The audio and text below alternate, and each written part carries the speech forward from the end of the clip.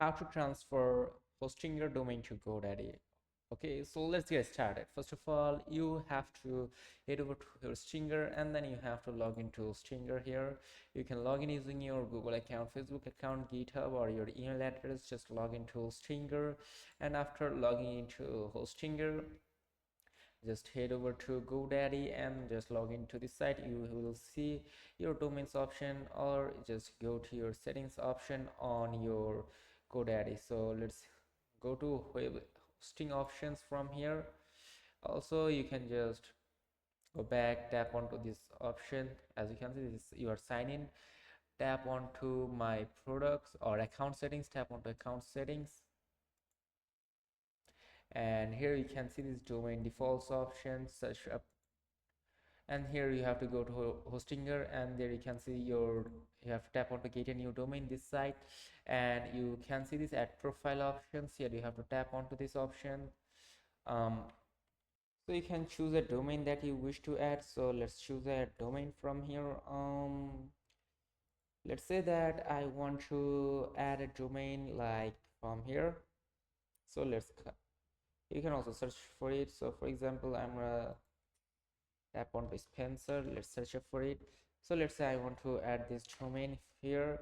You have to tap onto this domain. So then here you can see this. Let me show you. And this side here you can see this domain option on your website. Choose a website, and you have to scroll down and tap onto unlock domain. After tapping onto unlock domain, you have to tap continue. Then you have to head over to hostinger, and after domains, let me show you here at the hostingers. After domain, you have to tap onto get a domain and search up for the domain that you want to buy up, though, and search up for one, and then you can just tap onto them one. You can tap onto buy now, but you then have to tap onto transfer. Here you can see these transfer options.